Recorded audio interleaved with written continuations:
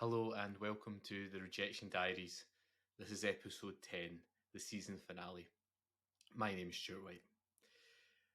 This final episode is going to act as a sort of mix of a wrap-up episode and summarising very quickly all the things we've covered so far in this first season, but also just a sort of personal experience rejection diary as well from my own time of querying and experiencing rejection, and hopefully giving you a sort of slightly different insight and maybe showing some of the progression and learning that I've made myself as a writer through the process of writing up and recording this series of the podcast. So we started off with a little introduction where I discussed my own querying and rejection experience over the last decade or so, and I'll touch a little bit more upon that in a minute or two. We then discussed about the importance of putting yourself out there as a writer, our definition of whether we're a writer or not, what makes us a writer, and I think we agreed that anyone who is completing work, is completing drafts, is getting work that is to the best standard they can and sending it out, then they are perfectly valid to call themselves a writer and to own that title. I think anyone who even aspires to and somehow produces something, whether it's a piece of flash fiction or a short story or something similar, all would regard themselves as writers. Can we do this? Can we keep going? And I think we established very firmly that as long as we continue to have the drive to write and the drive to hopefully someday see our book on the shelf, then we can continue to do this. And we discussed about how important it is to continue to send our work out to agents, competitions, and so forth, into magazines and other opportunities that are there, because you just don't know when luck is going to turn your way. And I talked about this a lot throughout the series, but it is massively about luck, taste, and timing. That triad, or that holy trinity of three factors that I think are so important in terms of writers making that next step and going from hopefuls to published writers. And so, yeah, I think that is the key components to that. We then went on to discuss an episode which I really enjoyed actually researching and putting together the information for, on motivation and why do we do our writing, what motivates us to sit down and do it, what motivates us in a sort of overall sense, but what motivates us in a daily sense to sit down and open the document and actually write. And by doing so, hopefully understanding our motivations better will enable us to equip ourselves to better weather the storm of rejection and the difficult times that come with sending your work out there. We went on to emotional resilience. So the ability to pick ourselves back up again when we face a severe challenge, or when we fall so severely that we just never think we're going to get back up again, but we somehow do it because of that inbuilt emotional resilience.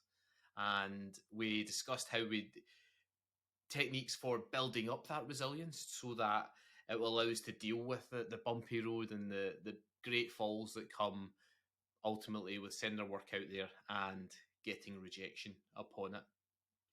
We talked about bouncing back, so the phase that you go through post rejection and how we get ourselves back on the horse and writing again and on to the next project, and making sure that we put ourselves in a position to get rejected again, or possibly succeed and move on to that next stage. So that is so important. And we discussed what to do when we feel when all hope is lost, when we're in the darkest hour, that moment of no return, and how we bounce back and write the next book. We discussed turning despair into hope, what we do when we're not able to bounce back, when we fall into despair and we think, no, this isn't for me, I'm not going to do it again, there's no hope for me.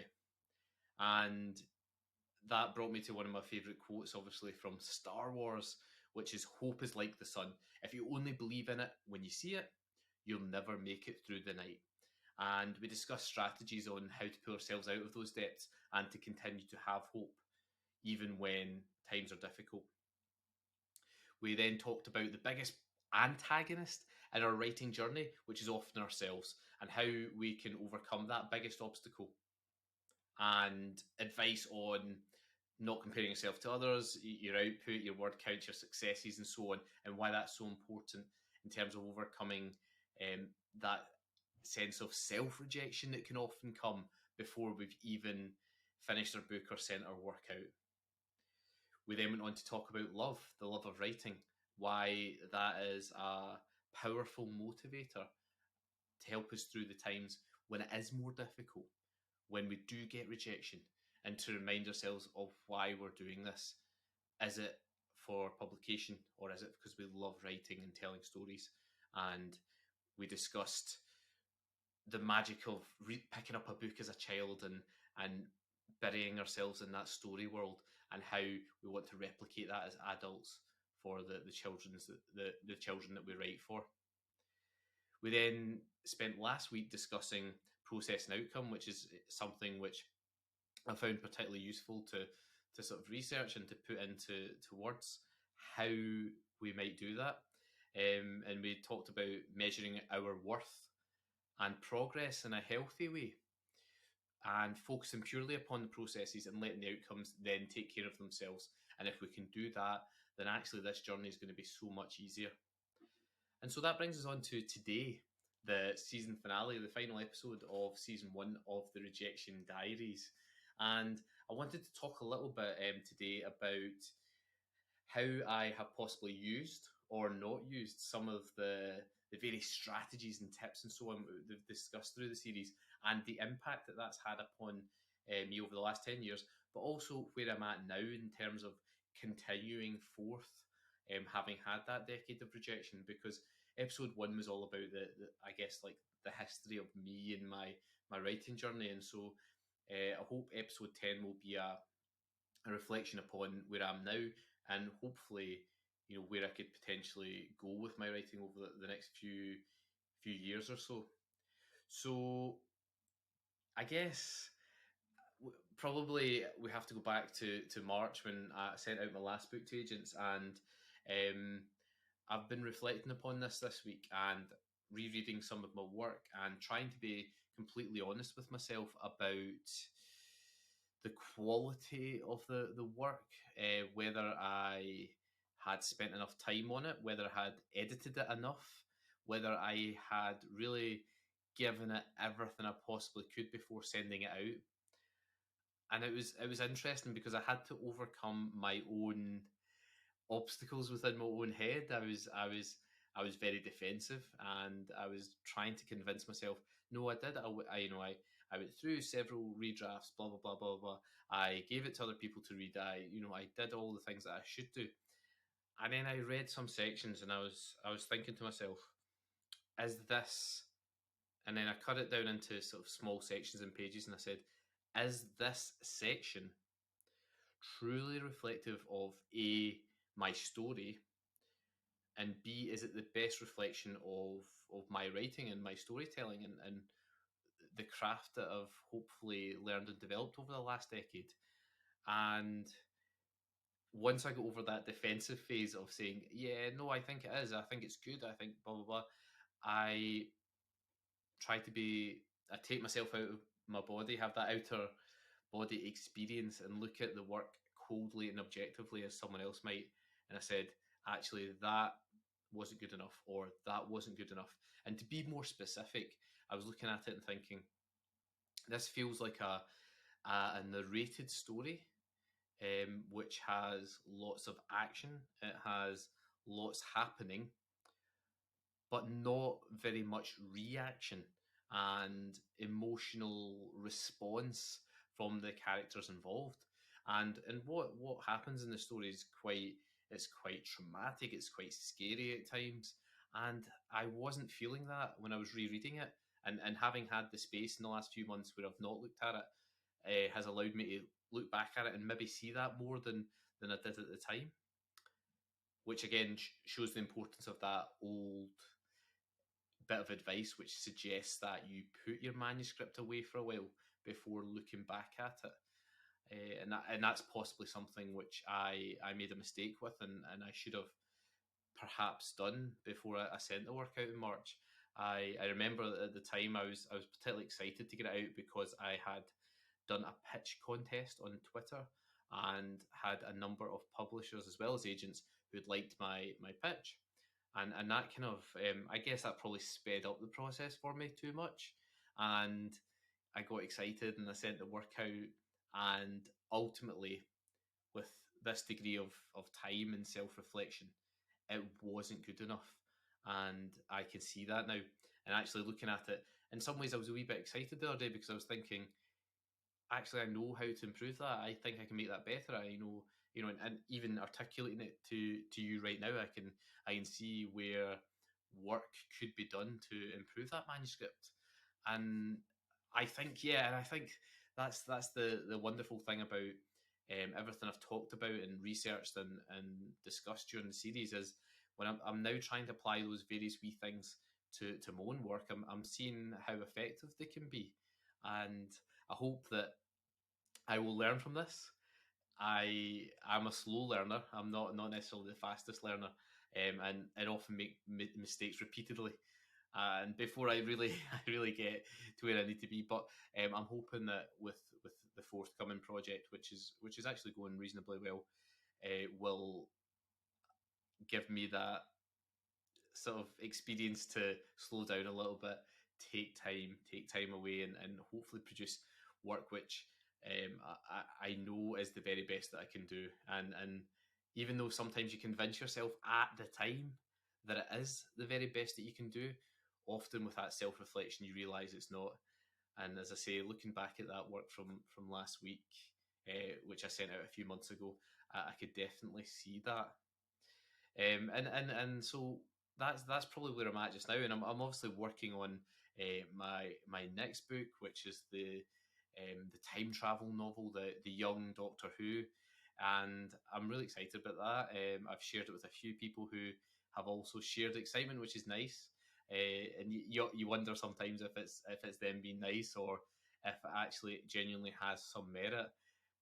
But I am trying to be positive. I'm trying to think of things in a more positive light overall. I have a tendency to go negative, so if I can think of things in a more positive light, I'll take their praise, I'll take their compliments, I'll take their excitement at the possibility of this actually being a good book, and I will try and funnel that and save that for the times where it will get a bit more difficult as I'm working through it. At the moment, I am doing a little bit of a rejig. The problem with a time travel novel is that you change one thing and it has a huge knock on effect, not just in terms of the linear timeline, but in terms of past and future events and so on. So I'm having to do a bit of a rejig at the moment, and that's a wee bit tricky.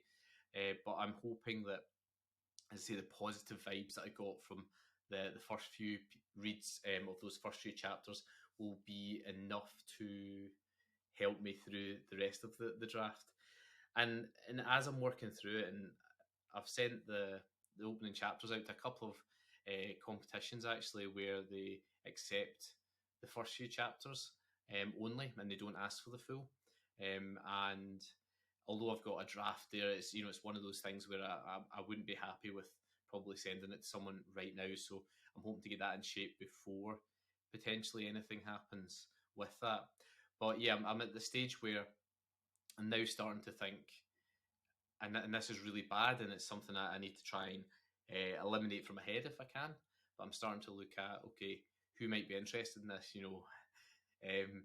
If I send this out, like, can I manage and handle the probable rejection that I'm going to get from this novel?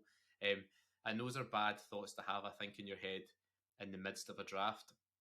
And so I guess the key for me going forward over the next few months is to try and focus on process, not outcome, as I preach in my last episode. And I always preach that, actually. It's such a useful mantra to have in your head when you get those other external thoughts about outcome coming along.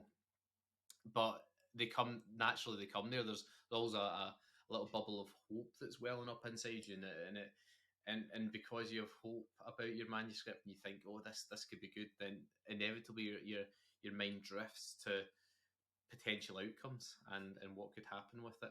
But I'm trying to stay focused in the process.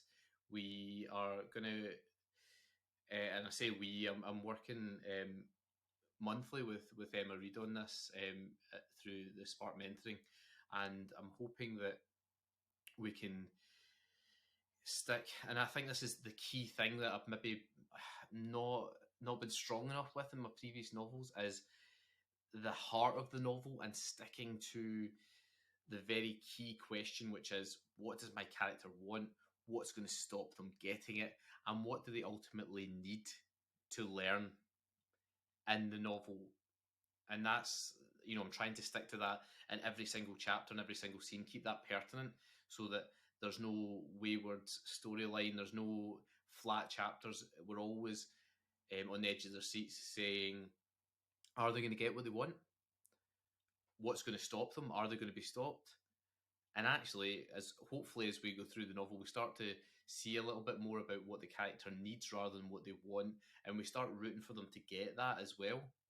And that's something I've been very focused on with this current project, is to try and make sure that that is at the forefront of everything I write, because I have a tendency, as I'm sure many of you do, to get carried away with, oh, this is a cool scene, or if this happened, it'd be very cool, or if this happened, it'd be so cool, and or this world building element would be fantastic right here, and you lose the focus away from what is important in the story.